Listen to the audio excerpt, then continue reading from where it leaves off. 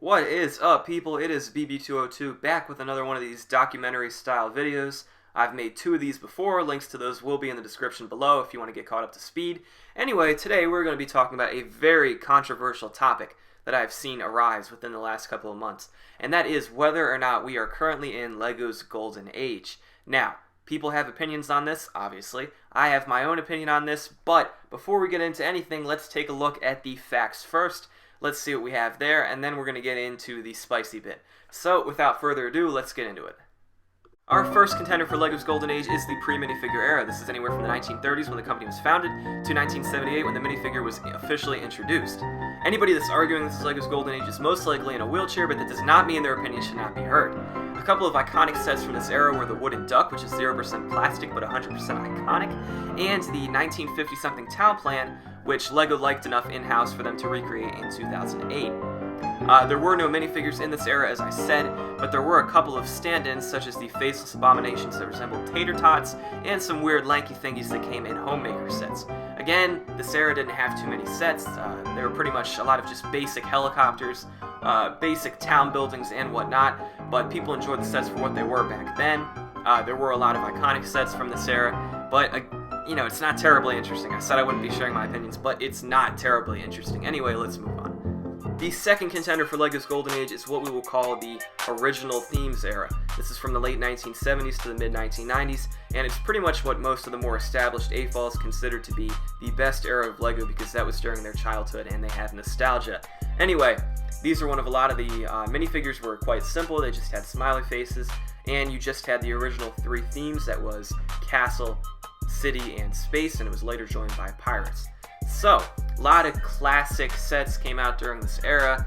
Black Sea's Barracuda, the Yellow Castle, the Galaxy Explorer, the original police and fire stations, the Guarded Inn, the Skull's Eye Schooner, lots of things like that. Anyway, those are quite good sets. There weren't too many sets that came out during this time, certainly not as many as there are now, but I would say that they did have a lot more hits than misses.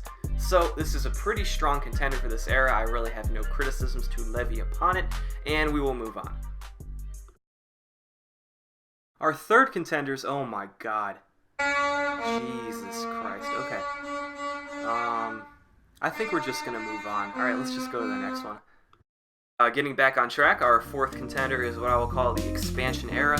That's from about 2005 to maybe 2011. It is the shortest era in this video, but I also think that it probably has the most content. This is when LEGO recovered from bankruptcy. They introduced a lot of themes that were quite well known and beloved. There were revivals of the Pirates theme, revival of the space theme after Star Wars kidnapped it and stuffed it in a trunk for several years.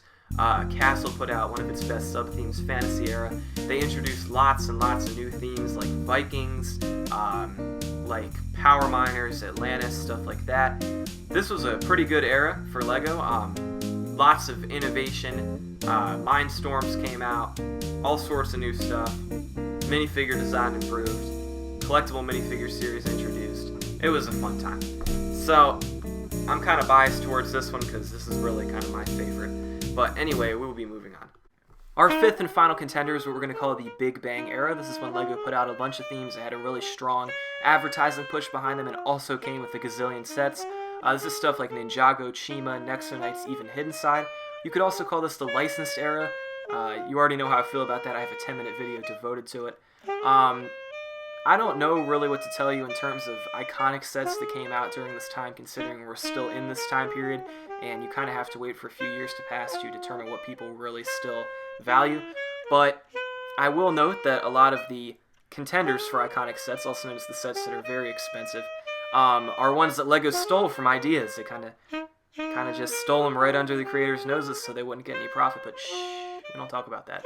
Anyway, this is the most modern era. It's the era we're currently in.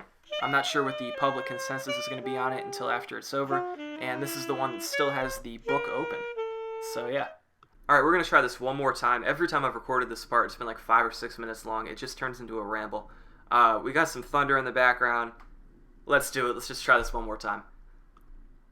I think a lot of the people calling this current era LEGO's golden age are pretty misguided, and they have a lot of recency bias, because a lot of the things they're talking about as being good things about this era are just not really that true.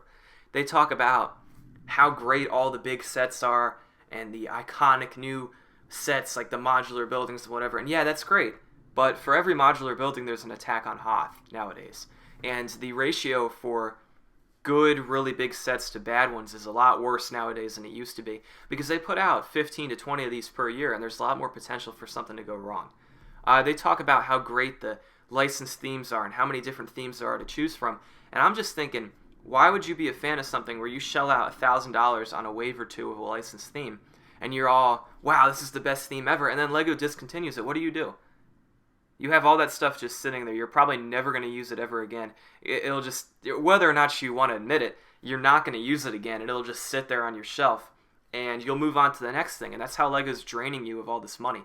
But, you know, they talk about how great the LEGO movie was and how it had this big thing where it was like, wow, the LEGO movie, it's so cool. And then they had all these other movies come out after that. And I'm like, yes, the LEGO movie is a classic, but all the movies that came out after that were not, and they were terrible. And the most recent LEGO movie was like objectively garbage. The set design got worse. The box office didn't do very well. They didn't get as good reviews. It's just diminishing returns until when they actually put out a true flop, then LEGO will realize that, oh, we're not actually going in the right direction on this. But, you know, you have to look at the full scope of the history of the company to figure out where the best part really happened. And I don't really think that matters, actually. This entire video, I wasted all this time to tell you. My final conclusion is I don't think this actually matters. If you like a theme, you can like a theme. If you don't like a theme, you don't like a theme. But I encourage people to go look at what they made, maybe before people were even born. I know a lot of people watching this might be teenagers right now. Before you were even born, go out, look at some of the sets they were making back in the 90s, 80s, even the 2000s, stuff like that, and you will see there are a lot of cool things to look at. And the moral of the story here is just don't just assume that all the best LEGO sets came out right now. There's a lot of stuff that was very cool that they put out a long time ago, and I think you guys should go check that out. So anyway, guys, thank you so much for watching. Tried out a couple of video techniques in this thing. Hope you guys enjoyed that. Link to my Patreon and my Instagram will be in the description below. Thank you so much for watching, and I'll see you next time.